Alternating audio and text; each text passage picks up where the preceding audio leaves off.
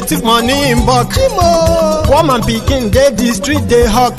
Still dem talk say make we no talk, but thank God say Mayegun don come. So my people make you loud, oh yo yo, Mayegun don come, oh yo yo. My people make you shout, oh yo yo, Mayegun don come, oh yo yo. Mayegun don come, man of the masses, oh yo yo. Mayegun don come, oh yo yo. Mayegun diary political.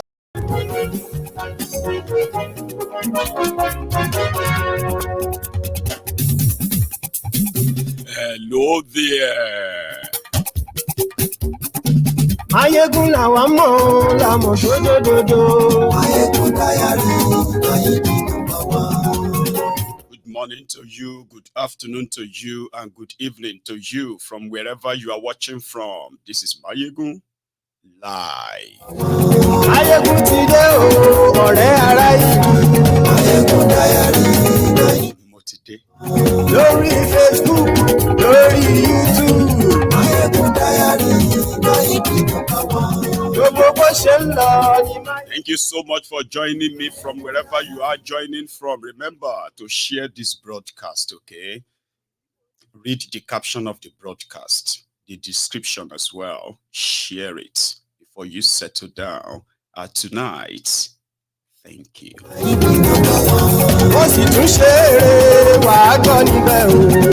have so many thanks to give tonight. By the way, share the broadcast. Godfatherism, kò sí lọ́rọ̀ Mayegun. Mayegun diary, ẹ farabalẹ̀ sẹ́ o kẹ́kọ̀rọ̀ lẹ́nu. Mayegun diary. In 2 years, when when Facebook won't let me breathe, I was encouraged to use my YouTube more. And in 2 years, ladies and gentlemen, to all of you who have made it home, a community, I also want to use this moment to say thank you to you. I mean, this is what we do. We sit here, we discuss, we react, and then we kind of go beyond talking on so many occasions. And in 2 years, Mayegun's diary political garnered and gathered 34 million views out of the 89,000 subscribers. 1.8 million of you have indeed paid your offerings in the last 2 years.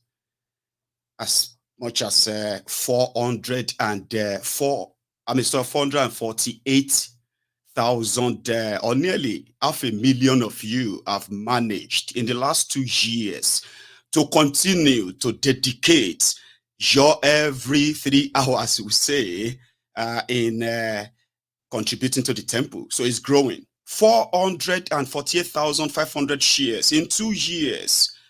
And when it comes to the audience, you watching right now you can tell, the aggregate or the demography of the Templars of Mayegun's diary political.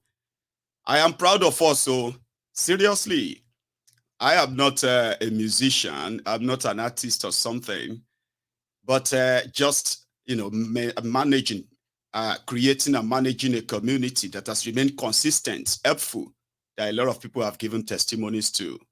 Mayegun's diary political. Where have you been all watching from?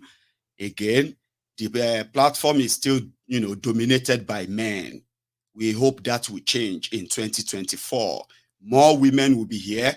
More women will be interested in this conversation that we have on Mayegun's diary political, that are indeed, life impacting, you will say.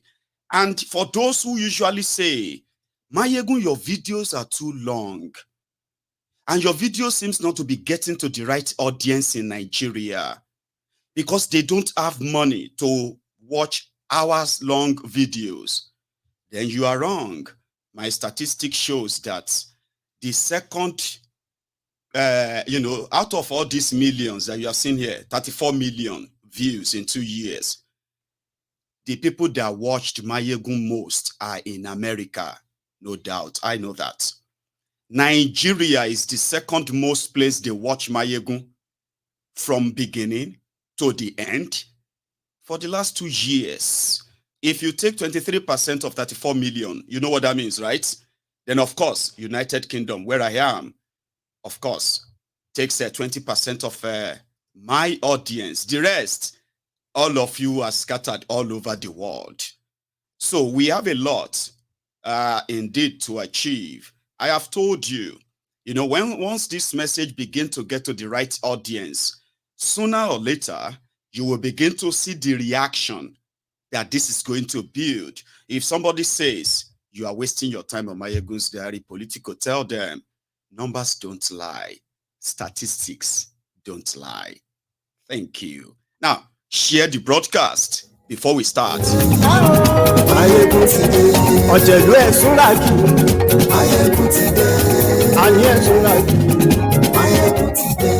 Lórí Facebook. And to the following people, I want to say a big thank you to you.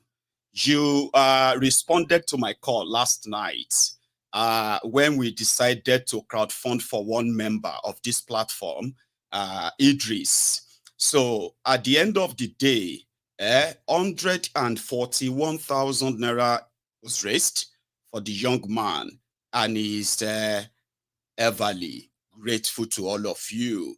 And you have your names there. I know some of you will never want your names on, but I just couldn't help it, okay? I want it to be on record. And thank you.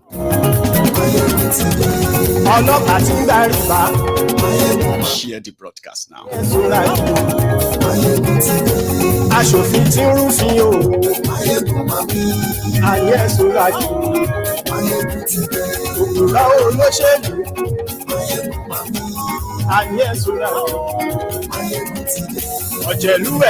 Obi has also visited them in Kaduna and what do you call them? Canada. They have also started their own new rules. Japa, it's difficult.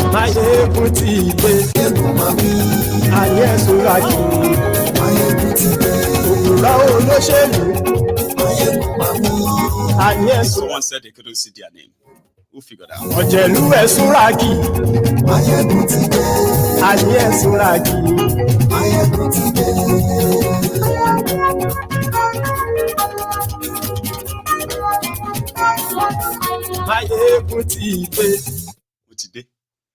Sorry for the late start. Okay, I just had to do that from the start, or I will forget or get so kind of soaked in the whole program that I may never give that vote of thanks to all of you who have always been there for me. You might think that little things you are doing there, am I going to have liked it? Am I going to have shared? They are all contributing to the spread and wider spread of the message. And at the same time, it continues to give stability to my platform, which is also your platform, or we can say our temple, for those who are like spiritually connected to this platform. You won't understand if you are a newbie, okay? But time will tell. Now, as people have been reacting to the mistaken bombing of Tudun Biri in Kaduna, in fact, it has turned to the political mecca for the Nigerian politicians, especially the northern politicians who are demanding for justice. I want them to get justice. I can tell you this for free, not the kind of justice that you would expect the victims to get. It's not the same justice some of these politicians are indeed seeking.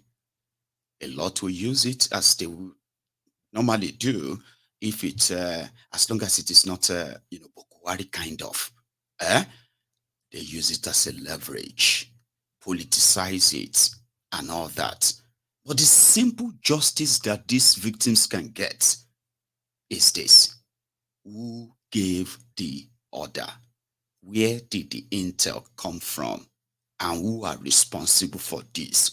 Nothing like move on.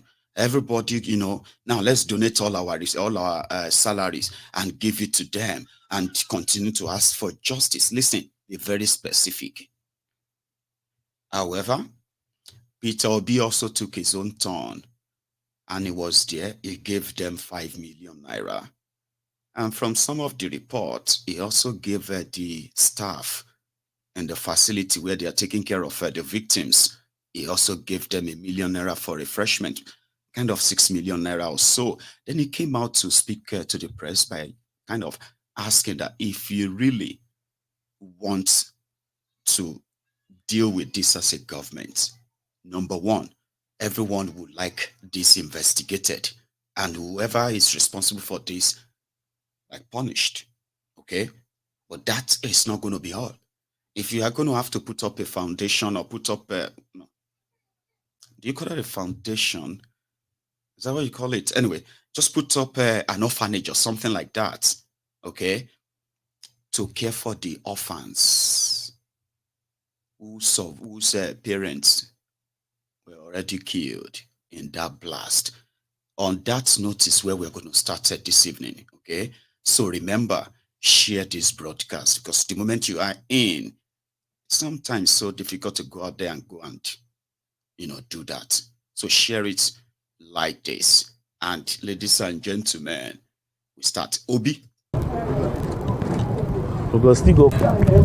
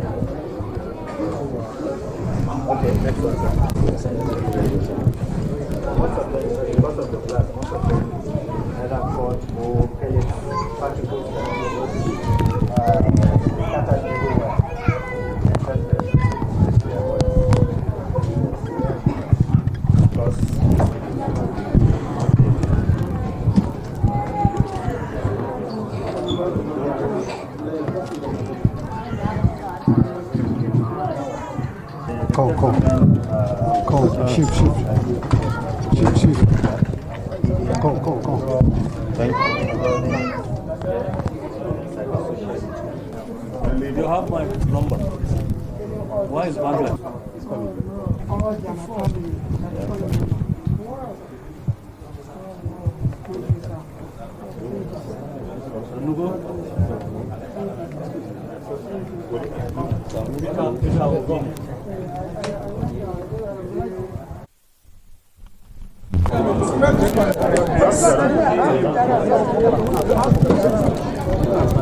Let me thank the hospital management led by Prof here for what they are doing.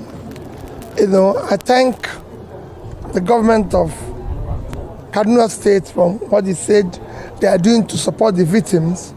Their response is what it should be, and I urge everybody to get involved. So I believe the right things are being done as far as regards the hospital, what the hospital management is doing. I thank all the staffs of the hospital, thank the nurses, everybody that is helping from what I saw. This is about, I think, the 16th time, and we have a 16th time. Let me first appreciate the hard work and the effort of the military in helping us to secure the country. But then we should also re-examine and ask ourselves this fundamental question: about this reoccurrence where we have 16 times and we have lost almost 500 people. Why is this happening and everything? And be able to see how, as a government in particular, we can support the military to ensure that these things don't happen again. You know, it brings me into question. I always ask at times when I listen to the present, I think it's Chief of Defense Staff, who said that their regular allocations are not budgetary allocations, are not released to them adequately. And then one questions, what is our priority? To release money for non-essential things like SUVs or renovations and everything, or to release money to secure ourselves? Because security, everybody knows, is very, very critical to our problem today. That will take our farmers back to farm, which will tackle our main inflationary item, food. If we secure the country, that's the only way we can attract the foreign investors we are looking for all over the world. So this is critical. So for me, we need to do more and make sure that we spend our resources in the critical areas where it will be. Even improving the health sector, like this hospital. Bringing them and treating them in the hospital is one thing. Do we have a sustainable foundation to see, especially the orphan children, all through? I have somebody who lost 34 family members. You know the trauma of that. Especially these orphan children. We must all join hands because they are not our children. They are not our property. Everybody must join hands to see them through. I, in particular, know that if such foundation is set up, I will contribute to it as long as it exists. It is critical. It's important. We're talking about it. We're family. This thing that happened might have happened somewhere where we think we're not from, but we're all family. We're the same thing.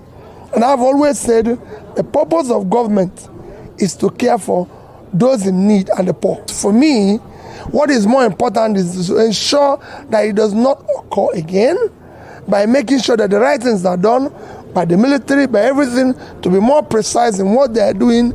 If they're not precise, maybe take caution and be prepared.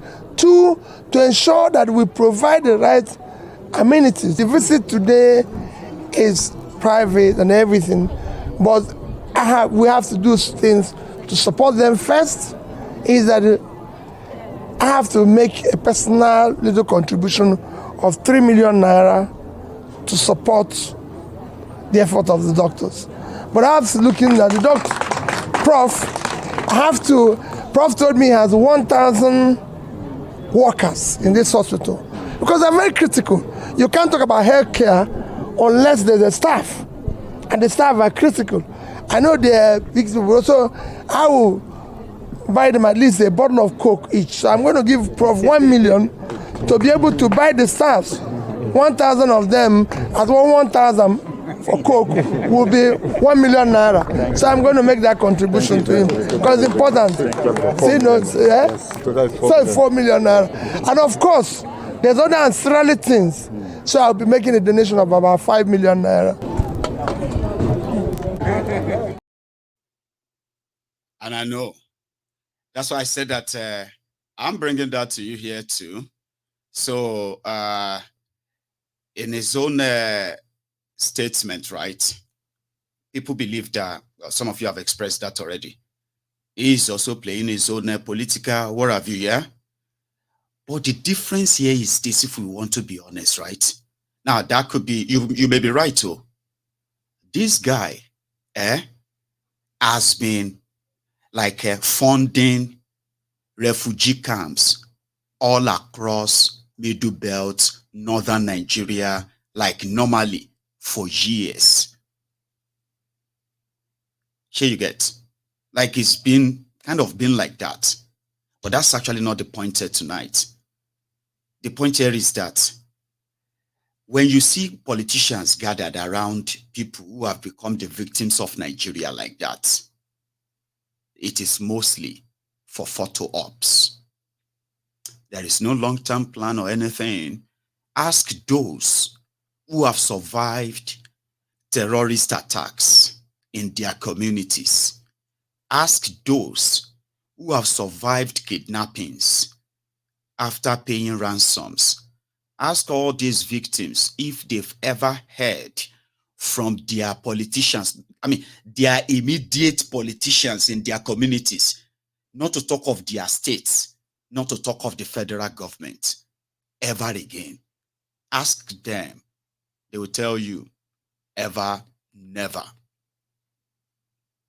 But these people also exist within a damaged Nigeria. I call them damaged Nigerians, existing with the trauma that they experienced, which politicians always looking for loopholes, how to milk it, not because they are interested in ensuring that that never happens again. They are not interested. They will say it. We'll make sure that it never happens again. They will cry if they have to. Yes, they will cry. Gets really emotional. That people will be begging them.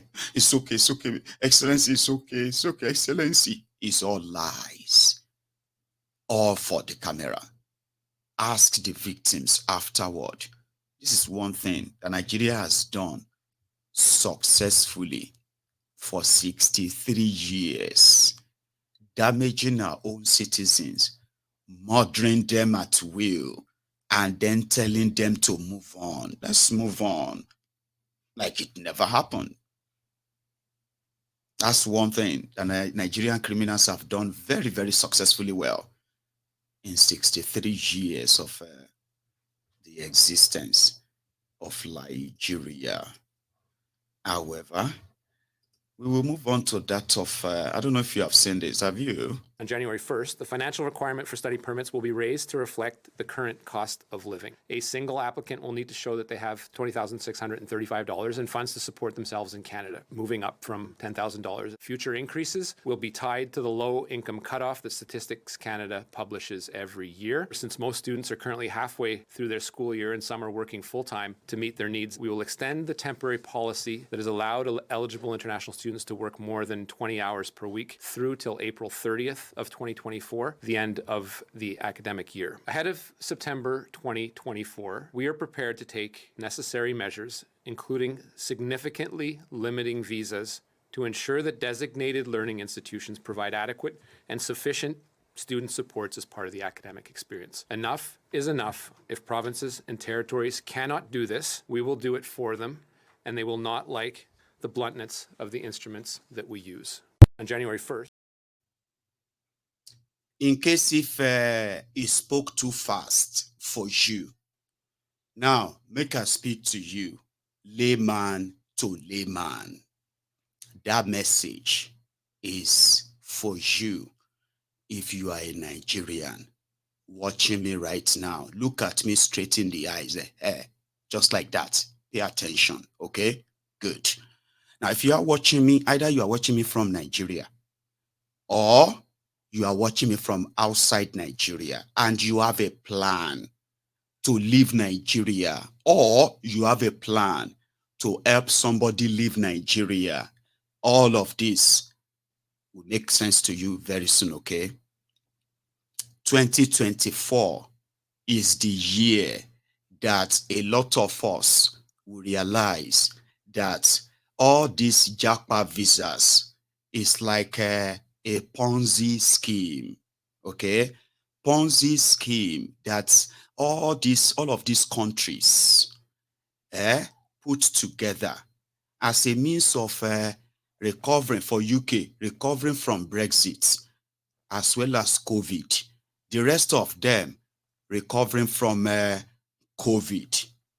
Now, is a two-win thing for them to get a cheap labor in their different countries, make more money from visa fees, and when it is time that they feel like they've had enough, they can just cut off the ladder. And for those who have benefited from the first batch of the Ponzi, some will feel lucky, but some will still feel trapped. And this is what is cooking for 2024. ladies and gentlemen. So what has Canada announced? You possibly have heard. But before I get into all of that, I want to say to you, if you have a plan of leaving Nigeria to Japa in 2024, see, I need to beg you. Do not borrow money for any Japa and do not sell your properties. Those two advices, they are golden. Even though they are free, but they are golden. You will understand it soon. And for those who are currently in it, maybe some of them will be watching me too. These people created different kinds of visas, especially student visas. And they created the market for different institutions in their countries to welcome and issue different categories of invitations and all that.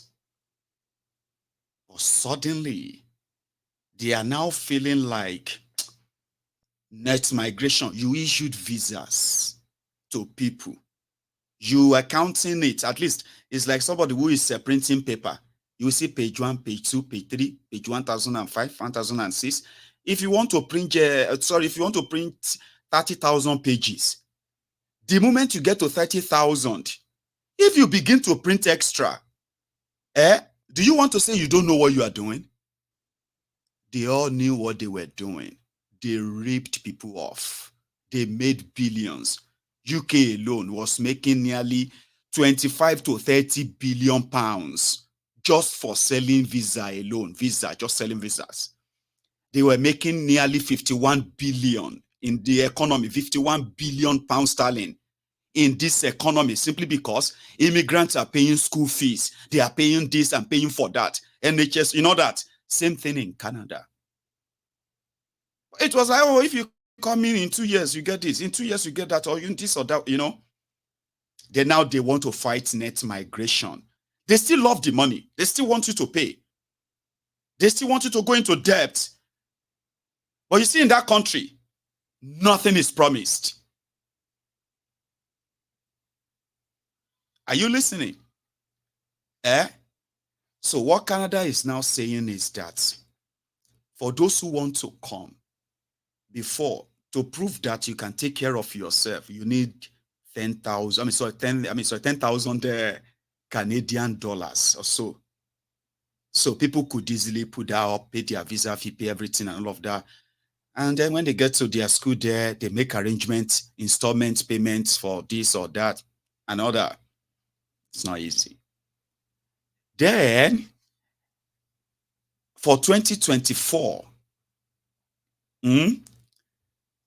they have now increased your proof of fund to $20,600 and something dollars. Okay? And that's for those who want to come, among others. So it's your money. They are not saying you should give it to them. You don't pay them that money. You just have to prove you have it. And there are people who can put that together, and we have this and we have that and all that. Now, that is their own way of saying, maybe you still have a chance, okay? But they have no intention of actually giving you their visa per se. That's that. But for those who are inside, the condition applies to you too. That wasn't the condition they gave to you before you joined them, right? But it will eventually apply to you. Now they are saying, listen, you see this law that we are making now, these changes, for those of you who are either applying or you are already in Canada, at least the academic year is going to end in April. So you see that condition of the visa we gave you, like for example, that condition where you could make an installment payment arrangement with your schools, like at the end of this whole thing, right? No, you would have to be ready to pay the full fees or go back to your country. Yeah. Remember, you could work and all that. Meanwhile, they said, oh yeah, you can still work for over 20 hours. There is no way you can be working for 20 hours in any country and be able to pay thousands of tuition is impossible. Here you get. And they know it. So which means simply means you will be in Canada. And for you to remain in Canada, you either have some people printing money for you in Nigeria or somewhere else in the world to pay up your tuition. The new arrangement will no longer include you probably paying an installment anymore, because you have to prove that you have the school fees now. Here you get, you have to prove that I have it. How much is your school fees? Oh, $22,000. Oh, 18,000 Canadian dollars. The same thing is happening in the UK too. They gave them visas. Bring your dependent, bring everything, come in. Your dependent can be working, but you work 20 hours. Oh, you can make arrangements with your schools, installment payment, and blah, blah, blah, blah. Last week, Friday, some students in the UK, here in the UK, who came just probably like a year or two now, they received an email from their different schools telling them to pay up all their tuition for this session now, or they will lose their studentship. What does that mean? Their visas will be cancelled. So a lot of them who are already here, still finding their feet of either working to make enough money to even meet up the arrangement they have with their different schools. All these conditions were approved, though. They were not backdoor agreement. There were those who left Nigeria. They told them, pay half tuition before you leave. Some of them paid half of their tuition of where they were going, with the agreement that they will pay the rest instrumentally. Now, what they are saying in Canada now is that from April, they are not saying you can't stay. Your visa is still okay. But you must show them that you have the full money. The full money for your tuition. For those of you who went there to do postgraduate and all of that, now to maintain that, I don't know what it's going to be like for you. I can only imagine. In the UK, people are already sort of confused of what their new rules is all about. That, okay, if you are in the UK, before you can come here and get a skilled workers visa in the UK, you must be earning a certain amount of money. Now, listen, they were giving them visas like that from here in the UK too. They plan to bring 600,000 people. That is 600,000 skilled workers and their families. At the end of the day, they said 600,000 a year. The money was so sweet because everybody wants Japa from Nigeria and every other places like that. The money was so sweet for them that they didn't know that they have issued visa to almost 1.3 million people in a year. And now they started looking at it like, this is too much now. How can we do this? This is too much. So they made their rules. In the UK, they didn't tell all of them who are students here that, listen, this is going to also affect you. You need to pay up all the tuition to show that you can pay.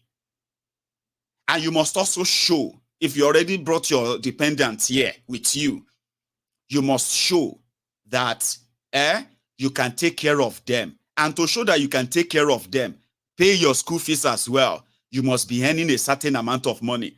The certain amount of money that is not in the category of the visas they gave to them. They gave them visas that will earn them between 27,000 and 29,000 pounds in a year. That's the visa they gave to them. You cannot leave that visa and go and apply and start another thing. Outside it, you won't be allowed. Here you get. But now, with the expectation that after certain years, because they must be working, after certain years, they can now apply, 5 years in fact, apply for permanent residence, which we call indefinite stay in the UK. Now, to apply for indefinite stay when their visas run out, if they manage to push and push and push, for those who are students here, who had the impression that they will work and pay their school fees and still manage their lives, some of them are realizing that it's almost a booby trap for them. Here you get, but again, like people are trying to kind of figure it out. They added to it because the effort is to ensure that even if the whole place no frustrate you to go back, Baba, even yourself at a point, you have to be like, you know what? Legally, you understand? Legally, you would have no choice but to pack and go back. So when I look at the whole thing, I just see it as a Ponzi scheme that people are beginning to figure out, how are we going to manage this? What does this mean? What does this mean to me? Please, what does this mean to us? Does this affect us? Does that mean that this, they put them in that quagmire? But they are not tired of still taking the money. They are making the new rules for those who are going to pay in 2024, because according to that's how to cut it down. So now let us come back to ourselves. The message I shared a while back, that, you see, it will take one mad, far-right rogue and his group to take over government. And it will take one single legislation to remind all of us that we all are migrants. Even if you have kind of received the citizenship of these places, you can wake up to it and you can become so confused. And confused to the point that you'll be like, I don't even understand. Are they talking about me? They are talking about all of us. So for those of you who don't know that, the chance that you have being outside Nigeria to be able to see clearly the madness going on, and how that madness will continue to push the best of the best of Nigeria outside Nigeria. And then you will be left with the worst, the rogue, the heartless cold-hearted criminals lording over everyone. I mean, if you would understand that for a moment, that whatever we have right now can be termed temporary. And it doesn't feel good if but what should we do then, Mayegun? It starts from, at least, be steadfast, be honest, be sincere in your positions on things. For example, if you believe strongly that Nigeria needs to break up, okay, stand by that. Stand by it. Come rains, come shine, stand by that. If you believe in Yoruba nation, stand by that. If you believe in Biafra, stand still by it. Believe in it to death, right? If you believe in what do you call that, restructuring, where you can have a confederation and all of that stuff, if you believe that this current arrangement is not working, it has been like a weapon fashioned against all of us from every part of Nigeria. Stand by it. Do not be sort of, be running warm, cold, hot at the same time. I have seen people, I've seen them where 2 years ago, you will call them your comrades. That with people like this, there is hope for the coming generation from every part of today's contraption called Nigeria. It was pretty much like revolutionary. But the moment they started their criminal charade called elections, we saw how many of you who fell flat along the way. It's okay. I am Mayegun, the one that always be like your meeting point. I am the 3-foot part of the road where all of you ended up having to meet. Because to me, if you respect people's choices and you believe in yours and you don't give excuses that because others are like that, then you could be like that. If you can stand firm, that's what I'm trying to tell you. If you can stand in what you believe in and you are not changing weather, like because of, then and then, we can begin to talk about when can we effect a change and put an end to this. But you know yourselves, right? So we'll go on and continue to show ourselves that why Nigeria is not working and why it will never work. And why a lot of you, probably a lot of us needs a lot of, deep thinking to do, soul searching, and begin to kind of question your choices, your internal decisions in the last few years when it comes to this contraption that has pretty much like imprisoned millions of our people, enslaved them rather, right? Let's go to Rivers State, where Wike and Fubara have continually to show who probably, as it is right now, it is Wike that is having the upper hand. However, some believe that it is just a matter of time. A matter of time before all this old smoke or fire will be quenched and Fubara will be gone. And others are saying, well, as long as it's a matter of who can buy the loyalty of who more and who has the more money to throw around. So Wike has 27 House of Assembly members, including the Speaker and the Deputy Speaker. Fubara has 4 House of Assembly members, in which one of them on your screen right now is the Speaker. He has his deputy. They have their House leader. And I don't know what else, they are just 4. Now, the impression everyone is having is that in a matter of days now, there could be an initiation of impeachment proceeding against Fubara with the backing of Tifnumbu and Gbajabiamila. Others are saying, no, sometimes you should look at this like a game of chess. With a Wike is an extra, okay, like a distraction, kind of. Some see it that way. That with a Wike is a distraction to Tifnumbu's government and a potential, a threat to Tifnumbu's government as well. So if you want to look at it as a game of chess, where Wike parades himself as somebody who has a kind of old show on Tifnumbu, like is untouchable and nothing can happen and he can do anything he wants to do based on what he has on Tifnumbu, kind of, right? So, like El Rufaya, okay, that Tifnumbu presented his name to the Senate for ministerial appointment.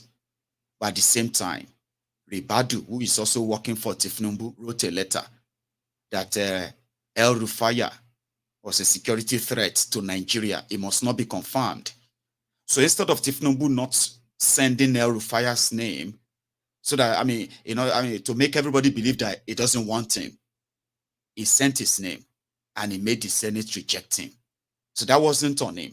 So some are saying that if Tifnumbu want to do away with Wike, he knows how Wike taunts and flaunts his structure, this structure, that, as a godfather of Rivers State politics. So instead of attracting or declaring Wike a sort of enemy right away, it could leverage on Fubara and Wike's problem, okay?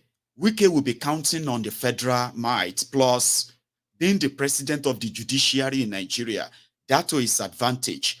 They could put all these 27 House members in an hotel and they could have them sit and impeach Fubara.